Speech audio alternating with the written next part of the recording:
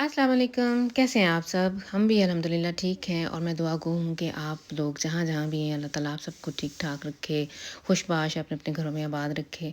तो फिर चलते हैं आज की वीडियो की तरफ। मौसम देख लें जी बाहर का, बारिश वो जो गर्मियों के 2-4 दिन आए थे वो अब तकरीबन मुझे लगता है कि ख़त्म ही हो गए हैं। ये पूरा वीक बारिशों में गुज़रा है और आंधी, तूफ़ान, बारिश इधर का जैसे मौसम जर्मनी का ऐसे ही है। तो संडे का दिन है ये बाहर बारिश हो रही थी तो मैंने आज असद से कहा है कि आप जाके तो ब्रोचने ले आओ।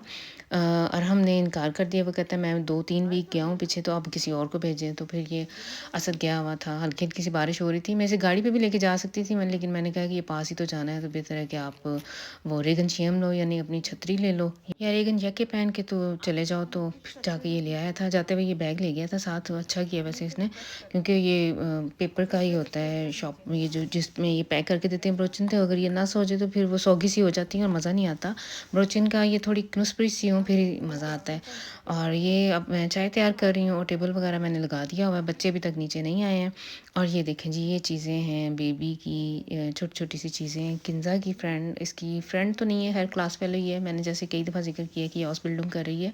तो इसकी क्लास फेलो एक प्रेग्नेंट है और उसके लिए उसने आज जेंडर रिवील करनी है और पार्टी की हुई है और सारे जो क्लास फेलोज़ हैं और सबको बुलाया हुआ है। तो ये किंज़ा ने ये देखें उसके लिए, उसके बेबी के लिए ये जो चीज़ें ली हैं तो ये मैं आप लोगों को दिखा रही हूँ। बड़ी प्यारी सी छोटी-छोटी सी चीज़ें इसने इकट्ठी की हैं। एक बड़ी सी कॉर्ब थी, टोकरी सी है जो इसमें इसने ये सारी चीज़ें रखी हुई हैं। तो बड़े अरसे के बाद ये छोटी-छोटी चीज़ें देखी तो बड़ा अपना टाइम याद आ गया जब ये बच्चे छोटे-छोटे होते थे तो ये चीज़ें हमारे घर में भी आती होती थी। लेकिन अब तो माशाल्लाह से अल्हम्दुलिल्लाह अल्हम्दुलिल्लाह वो टाइम गुज़र गया और बच्चे अब माशाल्लाह से बड़े हो गए हैं। लेकिन इन चीज़ों को देखने का मुझे अभी भी बड़ा अच्छा लगता है। ये ख़ासकर ये जो शनोला कैटे है या ये जो छोटी-छोटी चीज़ें हैं ना, ये वैसे बड़ी अच्छी सी लगती हैं। और मैंने अभी भी अपने बच्चों की याददाश्त के तौर पे अपनी कह लें अच्छी मेमोरी के तौर पे इनके फीडर्स वग़ैरह सँभाल के रखे हुए हैं। शनोला कैटे, इनके जो पहले दिन इन्होंने कपड़े पहने थे वो भी कहीं एक टैची में मैंने बना के रखा हुआ है। अभी वैसे मुझे याद नहीं है कि कहाँ मैंने रखा हुआ है, किसी टैची में पड़ी हुई हैं ये चीज़ें। तो ये मुझे सारा कुछ इसने दिखाया है। तो इसने जाना है नाश्ते के बाद अपनी उस फ्रेंड की तरफ। तो हमारा ये नाश्ते का मेज़ लगा हुआ है और बच्चे अभी तक नहीं आए हैं लेकिन मैं अब इंतज़ार नहीं करूँगी। मुझे सुबह उठते ही, मैं चूँकि सुबह नमाज़ के लिए भी उठती हूँ और उसके बाद फिर इधर-उधर घर के कुछ छोटे-मोटे काम या फिर लेट गई तो लेकिन मेरा वो जो है ना भूख मेरी फिर शुरू हो जाती है और वैसे भी मुझे आदत है सुबह जल्दी नाश्ता करने की। तो मैंने अपने लिए फिर ये ब्रोचियन बना ली है और अरहम आ गया नीचे, इनके पापा उठ के आ गए हैं और चाय वगैरह हमने बना ली है। तो मैंने कहा हम तो नाश्ता शुरू करते हैं। ये जो बड़े बच्चे हैं ना ये अपनी मर्ज़ी से ही आएँगे। ये अभी देखें, ये सैफ अभी उठ के आया है, ये भी आया हुआ है रात का। तो अब नाश्ते से फ़ारिग होके अब मैंने कई काम करने थे, मशीन लगानी थी लेकिन मैं बाहर निकली हूँ कि वेदर देखूँ कैसा है। तो मुझे तो नहीं लगता कि ये कपड़े अगर मैंने धोए तो ये खुश्क होंगे।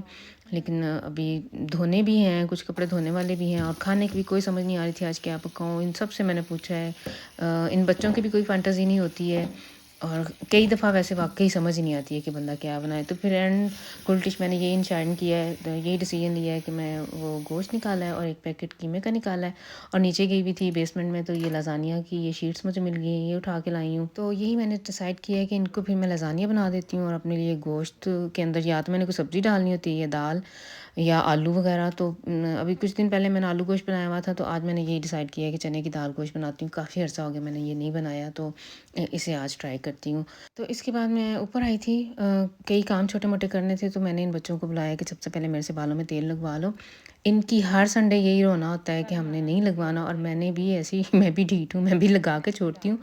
मुझे यूँ लगता है कि अब ये तेल इनके बालों के लिए बहुत ज़रूरी है। हम लोगों ने बचपन से लेके शादी तक क्या बल्कि अभी भी मैं बालों में हफ़्ते में 2 दफ़ा तेल ज़रूर लगाती हूँ और जब तक तो ये मेरे हाथ में है तो मैं तो इनके बालों में ज़रूर तेल हफ़्ते में कम से कम 1 दफ़ा तो मैं ज़रूर लगाऊँगी। हम लोगों ने यही देखा है, यही सीखा हुआ है अपनी माँओं से और मैं आगे भी अपने बच्चों को वही दे रही हूँ। जो जैसे मेरे साथ हुआ हुआ है वैसे ही मैं आगे, मेरी अम्मी भी हफ़्ते में 2 दफ़ा हमारे बालों में तेल, जब छोटे थे हम तो अम्मी लगाती थी, जब बड़े हुए तो फिर हम बहनें ही एक-दूसरे के बालों में खुद ही तेल लगा लेती होती थी। लेकिन इन बच्चों को पता नहीं क्या है और इनको आए दिन इनको ये मसला होता है कि मम्मा जी हमारे बाल उतर रहे हैं, मेरे बाल इतने, इनकी जो किसन के कवर होते हैं उनके ऊपर इतने बाल पड़े हुए होते हैं। तो मैं इन्हें यही कहती हूँ कि जब तक बालों के अंदर तुम लोगों ने कोई चीज़ यानी तेल वगैरह नहीं लगाना है तो बालों में मजबूती कैसे आएगी। तो मैंने तो यही डिसाइड किया हुआ है कि जब तक तो ये मेरे हाथ में है तो इनके मैं लगाऊंगी। जैसे सैफ है, अब वो यूनिवर्सिटी चला गया, अब हॉस्टल में रहता है, वो नहीं अब मेरे से तेल लगवा आता, तो ना ही मैं अब उसके लगाती हूँ।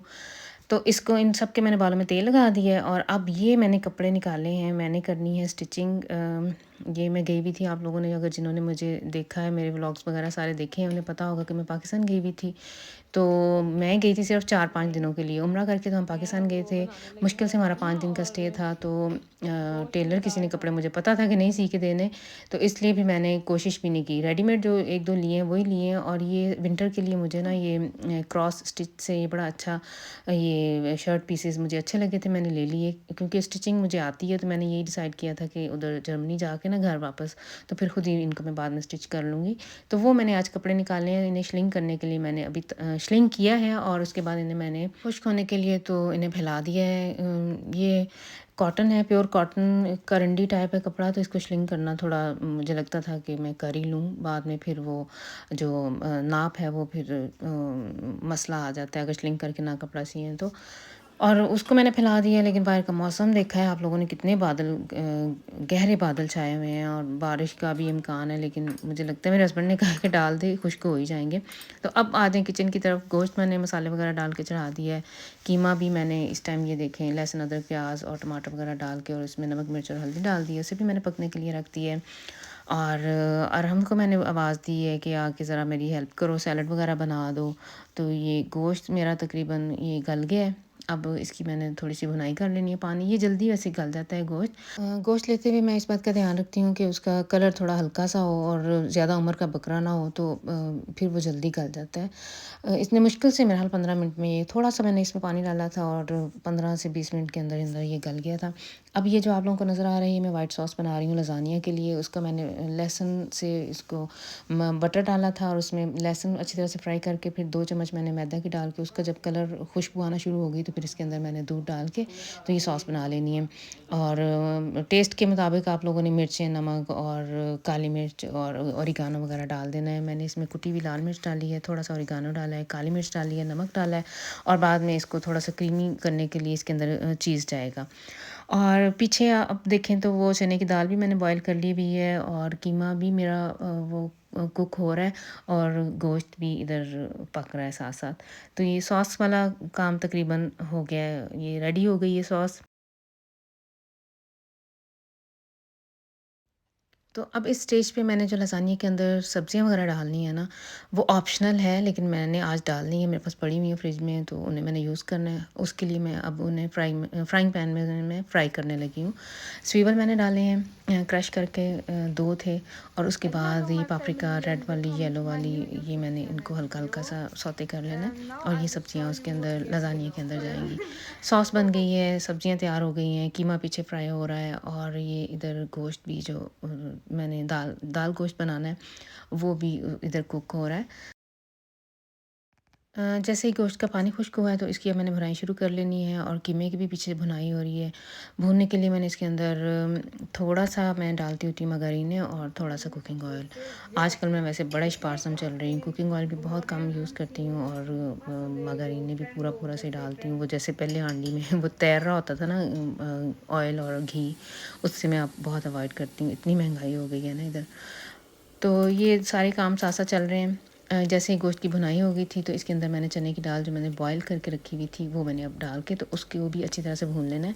अच्छा, मैं ये बताती चलूँ कि मैं चने की दाल में भुनाई करते हुए खड़े मसाले भी डाले थे, जिसमें था 3-4 लौंग थे, 5-6 काली मिर्चें और बड़ी इलायची और थोड़ी सी दालचीनी, जो कि मैंने बाद में उनको निकाल लेना है। जब खाना रेडी हो जाएगा तो फिर इसे मैंने निकाल लेना है। कीमे की बुनाई करके तो मैंने इसके अंदर सब्जियां डाल दी हैं, और एक टोमेटो पूरी का पैकेट मैंने लिडल से मिल जाता है, वो मैंने इसके अंदर पूरा डाल दिया है, और इसको मैंने चेक किया था, इसका टेस्ट किया है, और उसके मुताबिक मैंने थोड़ा सा ओरिगानो और थोड़ी सी नमक जो मुझे थोड़ा सा कम लगा था वो मैंने चीज़ें और डाल दी हैं, और इस तरह से ये भी रेडी हो गई है।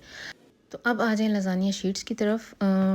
हर किसी का अपना तरीका होगा, लेकिन मैं ऐसे करती हूँ कि मैंने थोड़ी देर इन्हें गर्म पानी में प्री कुक कर लेती हूँ, थोड़ा-सा, यानी इनसे इन्हें मैंने कुक करके तो फिर बेक करती हूँ। इससे ये अच्छी तरह से गल जाती हैं और डूइश हो जाती हैं, और अकड़ी-अकड़ी नहीं रहती हैं, और ऐसे ही सॉफ्ट सी हो जाती हैं।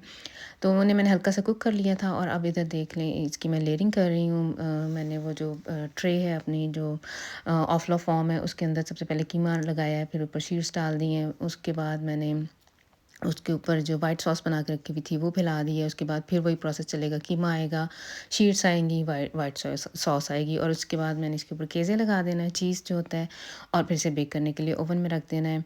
चीज़ें ये सारी गली हुई हैं, बेकिंग में इसे कुछ ज़्यादा टाइम नहीं लगना है। हार्डली मेरा ख़्याल है 15 टू 20 मिनट्स, वो भी मेरा ख़्याल है काफ़ी ज़्यादा है।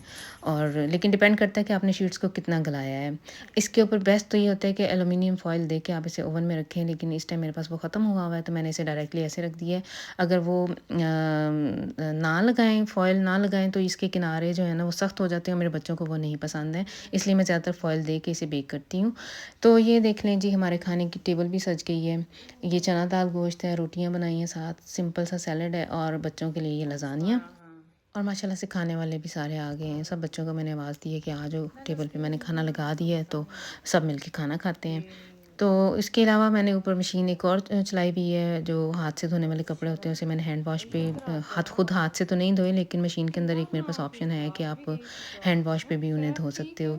वो बच्चों की ज़्यादातर स्पोर्ट्स की चीज़ें हैं, वो मैं हैंड वॉश पे धोती हूँ, वो चलाई हुई है। और बाहर मैं गई थी अभी चेक करने के लिए कि ये कपड़े मेरे खुश्क हुए हैं कि नहीं, तो तकरीबन ये हवा लग ही गई थी ना, तो इन्हें मैंने उठा लिया है। तो खाने से फ़ारिग होके हम लोग जो कहवा पीते हैं वो भी मैंने पकने के लिए रख दिया हुआ है। इसके अंदर मैं सौंफ डालती होती हूँ, थोड़ी-सी अजवाइन और थोड़ा-सा ज़ीरा, और ये बड़ा मज़ेदार कहवा बनता है। खाना बड़ी जल्दी से हज़म हो जाता है और वैसे भी अच्छा है सेहत के लिए। और इसके अलावा ये जो कपड़े धुले थे वो मैंने बाहर फैला दिए हैं। तो बस फिर ये थी आज की मेरी संडे की बिज़ी रूटीन जो मैंने आप लोगों के साथ शेयर की है। आई होप कि आप लोग मेरी वीडियोस को एंजॉय करेंगे और इसे लाइक और शेयर ज़रूर कीजिएगा और अपनी फैमिली फ्रेंड्स में और फैमिली मेम्बर्स में इसे ज़रूर शेयर करें। और नेक्स्ट टाइम तक के लिए फिर मुझे दें इजाज़त। अल्लाह हाफ़िज़।